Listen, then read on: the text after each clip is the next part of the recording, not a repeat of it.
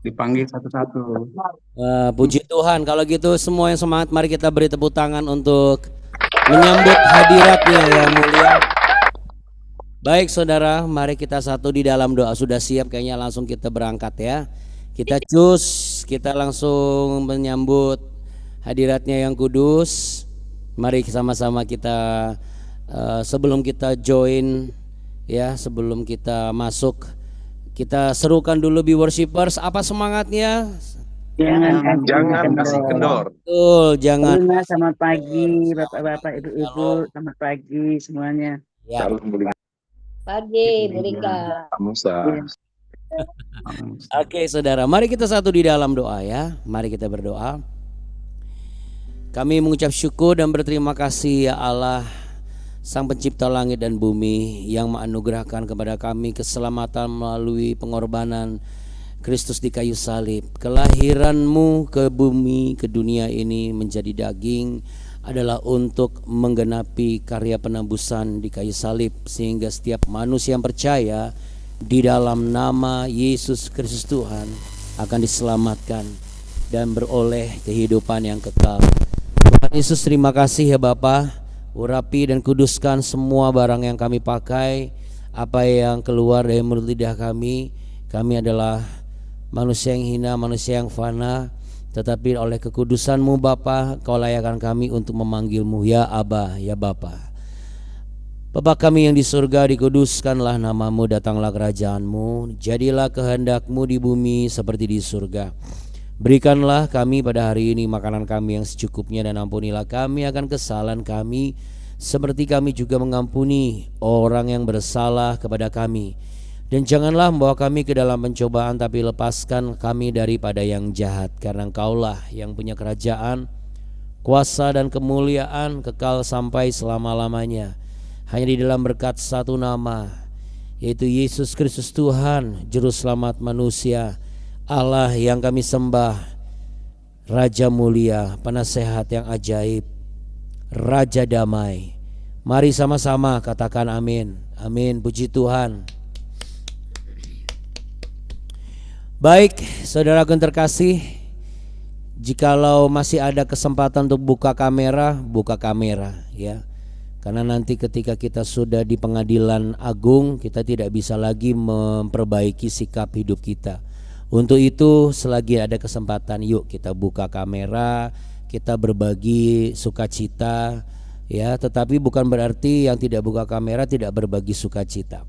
Ya, bukan saudara. Kenapa saya katakan demikian? Karena saya percaya Bapak Ibu yang terkasih, sayang kalau kita tidak buka kamera, kita tidak bisa saling memberkati ya, satu dengan yang lain.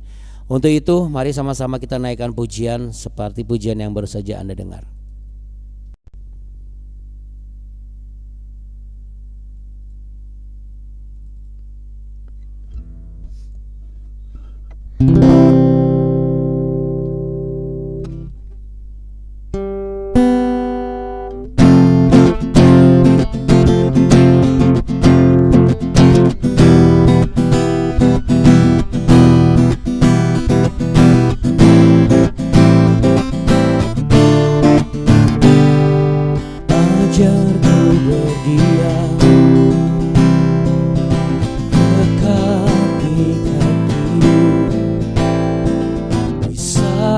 Ku berpaling, temukan cintamu.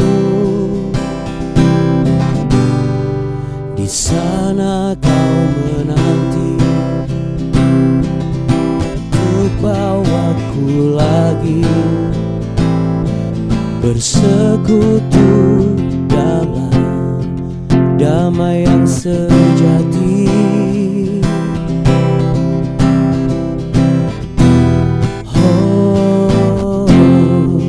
Ku damba hadimu. Oh, inilah rinduku. Hidupku hanyalah untukmu.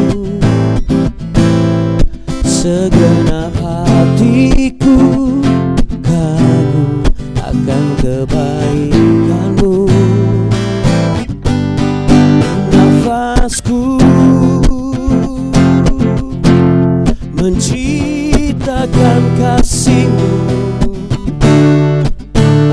ajarku berdiam dekat di hatimu. Haleluya. Ajarku berdiam dekat di hatimu. Di saat ku berpaling, temukan cintamu. Di saat kau menanti untuk bawaku lagi bersekutu dalam damai yang sejati.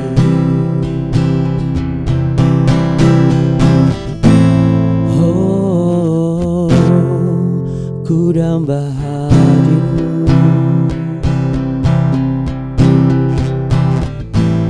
Oh, inilah rinduku. Yang rindu memuji Tuhan, mari sama-sama katakan. Hidupku hanyalah untukmu,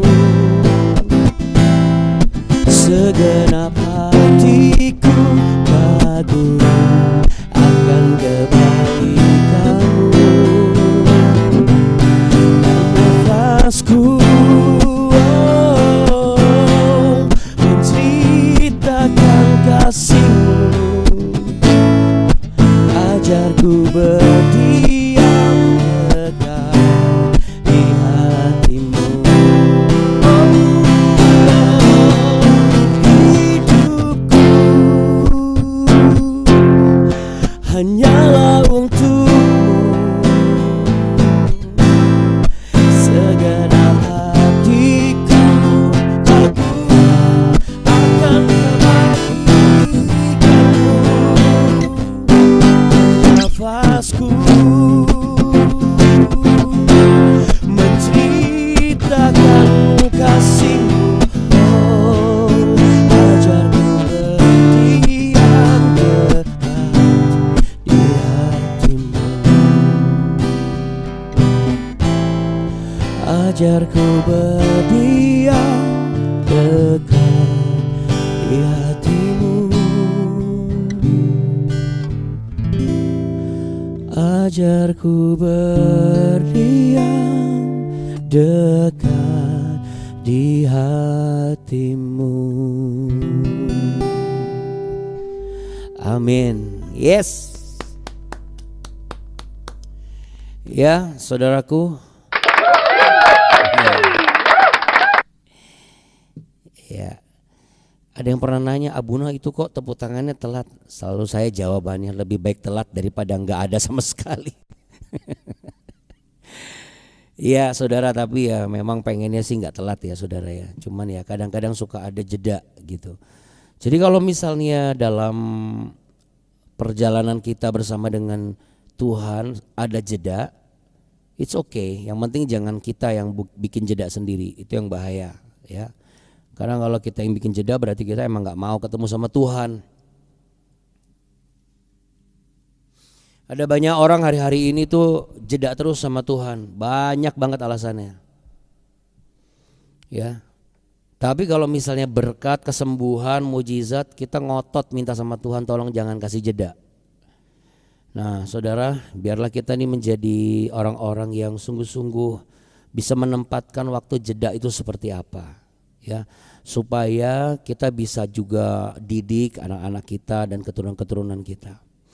Ini sangat menarik saudaraku, di Ezra menjelang kita bagian akhir ini semakin diperjelas dan semakin dipersempit hal-hal yang diajarkan kepada kita. Dipersempit itu maksudnya begini, difokuskan gitu, dibuat merucut kepada satu tujuan saudara. Dan kesimpulannya adalah pemulihan, katakan pemulihan. Siapa sih yang gak mau dipulihkan ya? Jangankan hidup kita, akun aja kalau gak beres, akun kita aja, email itu tolong dipulihkan, pulihkan dulu akunnya. baru bisa kita kerja. Ya, pemulihan akun itu menjadi sebuah standar internasional. Beda handphone, mau handphone tipe A, tipe B, pokoknya kalau akun yang nggak beres dia nggak akan bisa kerja. Handphonenya pun nggak akan bisa berjalan dengan maksimal. Dan akhirnya apa saudaraku? Balik lagi, dipulihkan dulu emailnya. Bagaimana dengan saudara dan saya? Harusnya kita ini mau untuk memulihkan keadaan kita dulu, supaya setiap pekerjaan dan tanggung jawab dalam hidup kita itu bisa berjalan dengan maksimal. Nah, caranya bagaimana? Caranya adalah membentuk sebuah tekad di dalam diri kita, niat. Ya, kalau kita tuh nggak punya keniatan itu sulit. Dan niat itu hanya bisa terbentuk melalui cara nggak bisa ditawar, yaitu apa? Ketekunan. Dan kadang ketekunan harus dibentuk mulai dari rasa ketakutan, Bapak Ibu. Jujur saja, ketika Allah berkata kepada ketika Allah berkata kepada Nabi Samuel, maksud saya, aku telah menemukan seseorang yang berkenan di hatiku. Itu adalah kali pertama Allah menentukan dan menemukan Daud untuk menjadi raja pengganti Saul. Sebab aku sudah tidak lagi berkenan kepadanya. Jadi dua sikap hati dan keputusan Allah, ya Bapak Ibu. Boleh lambaikan tangan anak-anak juga, ya. Bisa fokus ke sini sebentar. Jadi sikap dan tindakan itu ada dua. Mulai dari hati yang tidak berkenan, lalu ditunjukkan dengan sikap yang tidak berkenan. Lalu hati yang berkenan dan juga dengan sikap yang berkenan. Makanya saudaraku, Allah menunjukkan bahwa iya, enggak gitu. Ketika Allah memilih Daud, Allah sudah merencanakan sebuah rancangan yang jauh lebih dahsyat, maha hebat dibandingkan Saul. Ya. Walaupun Saul itu dipilih oleh Allah sendiri. Jadi ternyata Allah pun juga punya rasa penyesalan. Menyesal saya kenapa saya harus pilih dia. Karena apa? Karena Saul itu selalu memberikan jeda. Saatnya ketemu sama Tuhan dia gak ketemu. Harusnya yang membangun mezbah korban bakaran adalah Nabi Samuel, malah dia yang bikin sendiri. Karena dia sudah menjadi raja, dia merasa mampu. Bisa kok cuma bangun mezbah gini aja. Susahnya apa sih? Tahukah saudara? Bahwa ketika kita manusia merasa mampu dalam tanda kutip, lalu kita menganggap remeh orang yang jauh lebih qualified, itu bukan tentang kompetensi, tetapi tentang keberkenanan diri orang itu di hatinya Allah. Jadi apa maksudnya, Abuna? Maksudnya adalah, kalau hari-hari ini saudara mungkin merasa, saya kok seperti dimanfaatkan orang ya. Saya kok seperti dimanfaatkan sistem yang berlaku dalam pekerjaan dan dunia ini. Anda gak usah khawatir. Sekalipun bagian saudara diambil oleh orang lain, Anda gak perlu kecewa. Tahukah kenapa? Karena standar kita itu bukan apa yang berkenan di hati orang lain. Standar kita adalah yang merancang dan menciptakan alam semesta beserta isinya, termasuk orang yang ngambil lahan kita. Orang yang awalnya menghormati kita, menghargai kita, lalu menganggap apa yang kita lakukan itu hal yang sepele dan itu bisa dilakukan olehnya. Anda sudah tahu yang terjadi dengan Saul. Keluarganya terpecah belah. Kewibawaannya hancur, kehormatannya diambil oleh Tuhan. Tetapi Daud, sekalipun Daud jatuh, ya, Daud memiliki satu kejatuhan, tetapi dia belajar dari kejatuhan itu dan dia tidak melakukan kejatuhan yang sama. Artinya apa saudara? Daud berjuang untuk memulihkan dan membalikan keadaan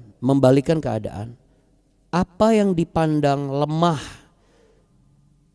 Karena banyak manusia, orang-orang mengatakan Daud nih berarti lemah sama perempuan cantik. Tapi dia buktikan apa? Dia tidak lagi jatuh di hal yang sama. Sehingga apa? Ia menjadi alasan yang kuat dan bukti kenapa Allah ngomong sama Samuel, aku telah menemukan seseorang yang berkenan di hatiku.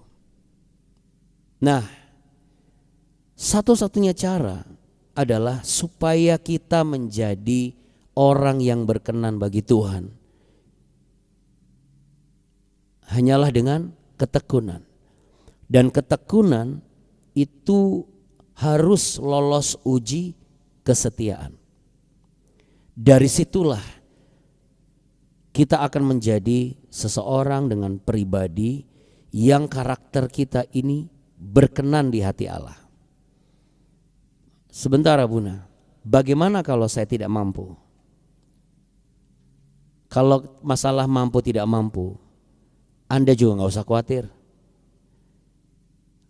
Bukankah Allah yang akan memampukan kita? Setuju, katakan amin. Tapi kalau setia, tekun, ini kita bicara karakter saudara. Dan karakter ini gak bisa karbitan. Buktinya apa? Seseorang bisa saja lupa dengan nazarnya sendiri. Seseorang bisa saja lupa dengan sumpahnya sendiri. Sama seperti Saul. Dia berjanji dia akan menjadi seorang raja yang adil dan bijaksana dan mengajarkan hal-hal yang benar untuk menyembah Allah yang hidup. Apa yang terjadi?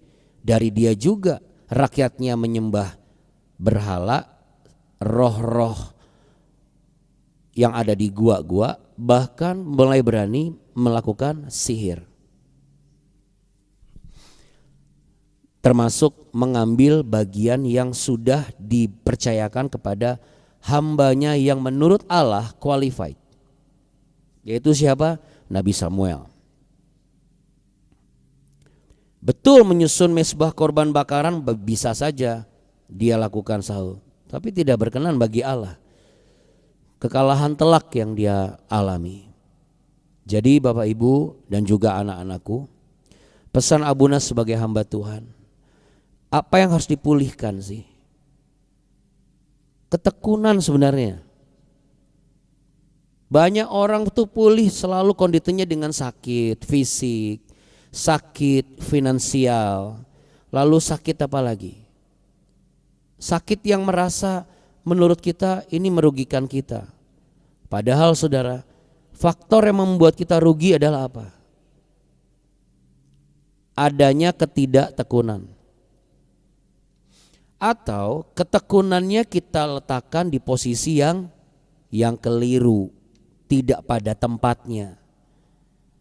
Untuk itu bagi yang kita selama ini sudah tekun bangun pagi, saya percaya orang kalau sudah terbentuk karakternya tekun bangun pagi, gak bangun pagi ketemu BW itu pasti ada rasa kehilangan. Sama seperti saya pribadi waktu itu. Walaupun saya kirim renungan BW, saya merasa kayak belum terobati aja gitu. Tapi kan terkadang Allah memberikan jeda. Bukan saya yang memberikan jeda. Ini sebagai contoh. Kalau saya memberikan jeda, saya gini, malas juga nih bikin BW. Bikin renungan aja. Tapi kalau Allah yang memberikan jeda, memang sudah tidak sanggup lagi.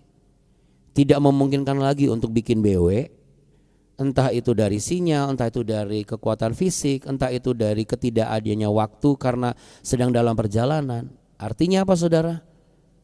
Artinya itu jeda yang dikasih Tuhan. Supaya apa? Supaya kita dipulihkan dan kita kembali ke track menjaga kualitas ketekunan kita.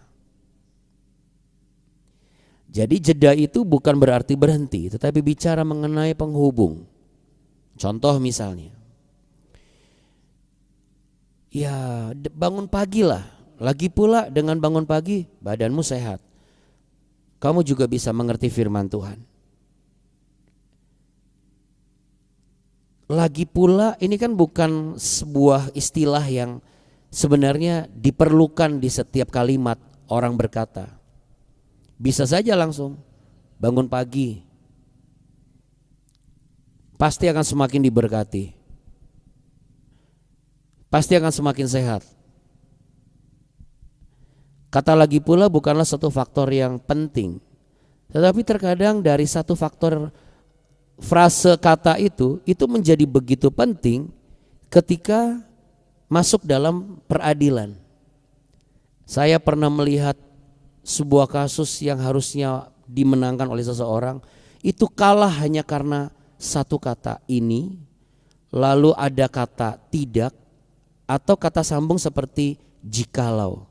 Bahkan hanya karena satu tanda baca koma lalu dilanjutkan maka, itu bisa jadi sebuah kekalahan yang telak. Nah, maksudnya saya adalah jangan sampai kita sudah tekun sepanjang hampir setahun ini atau mungkin 2 tahun ini, lalu hanya karena kita itu merasa bahwa kita berhak untuk tie break, beristirahat, kita jeda sendiri.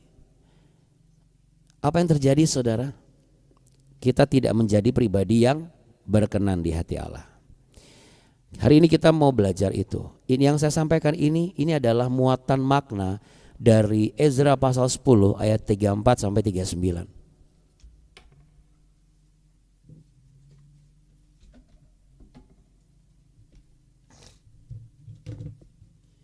Ezra pasal 10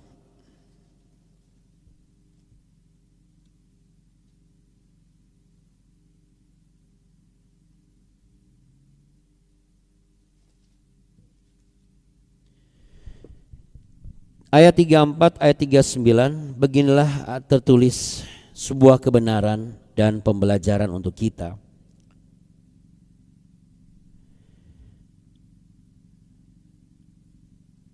Dari Bani Ma'adai, Amran, Uel, Benaya, Bedea, Keluhu, Wanya, Meremot, Eliasib, Matanya, Matnaya, Asai. Dari Bani Binui, Simei, Selemnya, Natan, Adaya, Mahmadbai, Sasai, Sarai, Azariel, Selenya, Semaria, Salum, Amaria, dan Yusuf. Ya, sampai situ dulu.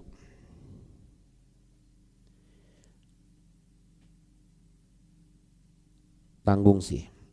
Satu lagi, dari Bani Nebo, Yeiel, Matika, Zabat, Zebina, Yada, Yoel, dan Benaya.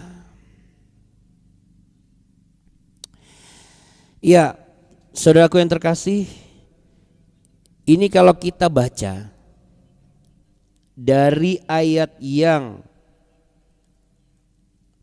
20 sampai ayat 43, kesimpulannya apa? Kesimpulannya harus niat. Betul nggak? Kalau kita nggak niat, kita bisa skip kok. Bener, kita bisa skip. Tetapi saudara,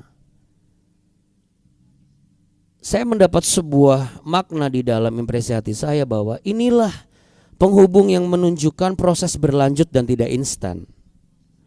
Kita secara manusia itu pengen langsung cari apa sih nih kalimat terakhirnya? Oh, langsung ayat 44. Di skip aja lah, ngapain sih dibaca-baca lagi. Terlalu panjang Abuna nama-nama itu. Maknanya apa? Karena apa? Karena kita nggak mau tekun. Kita maunya tuh instan. Ada janji Tuhan apa ya? Ada arahan Roh Kudus seperti apa ya? Kita tuh maunya instan. Itu habis didoakan sama pendeta Othniel sembuh nggak? Nggak sembuh. Kau datang ke gereja OIC, makin diberkati nggak? Sama aja kan? Sudahlah, gereja sama saja. Gereja sih sama, tapi prosesnya, contoh seperti itu, ya, saudaraku. Ini adalah sebuah pesan juga. Terkadang ya saudara, kita ini baru menyadari jeda dari Tuhan ketika kita mendapatkan sebuah malapetaka dan sebuah masalah yang besar. Lalu kita hanya bisa menangis, kita meraung, lalu kita minta, Tuhan tolong saya.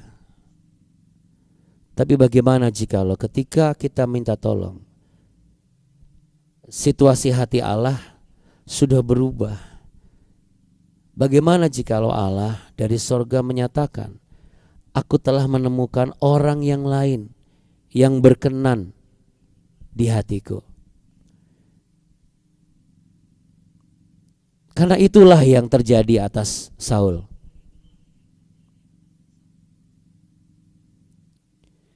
Jadi Bapak Ibu yang terkasih, pemulihan itu bukan peristiwa satu kali langsung jadi.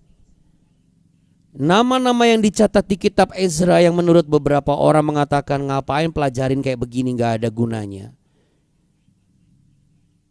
Sebenarnya adalah maknanya, itulah proses yang panjang. Itulah proses yang melelahkan, tapi terus dikerjakan. Nah, bagaimana? Apakah itu masih ada di dalam diri kita? Masih ada enggak kita ini siap untuk memasuki proses yang panjang, melelahkan dan harus terus dikerjakan? Kalau Anda tanya kepada saya, Abuna bagaimana? Siap enggak masuk proses yang panjang? Siap enggak merasa lelah lagi? Dan itu harus dikerjakan loh, mau enggak mau. Jawaban saya akan tetap.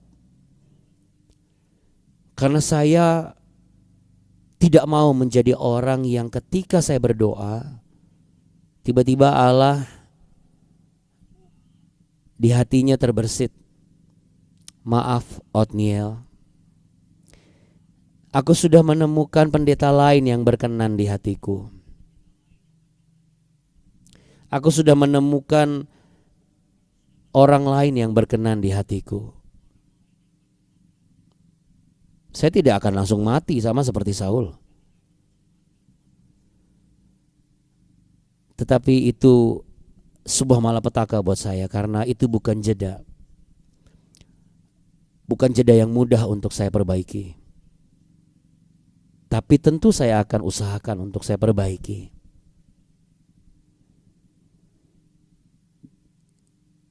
Mari kita hentikan sikap yang ditanya sama suami udah gak mau jawab, ditanya sama orang tua yang gak mau jawab. Mari kita hentikan sikap-sikap yang mendinginkan dan juga membuat jarak itu semakin menjauh, saudara. Kita tidak akan sempurna, Bapak Ibu. Karena pada akhirnya Allah lah yang akan menyempurnakan apa yang dimulainya. Melalui apa yang bisa kita kerjakan, Allah bekerja untuk mendatangkan segala sesuatu, dan itu adalah semuanya kebaikan. Bukan kebaikan dari versi kita, tapi kebaikan dari versi Allah. Dan untuk memahami itu, kita harus bertekun. Saya tutup dengan Ibrani pasal 12 ayat 1.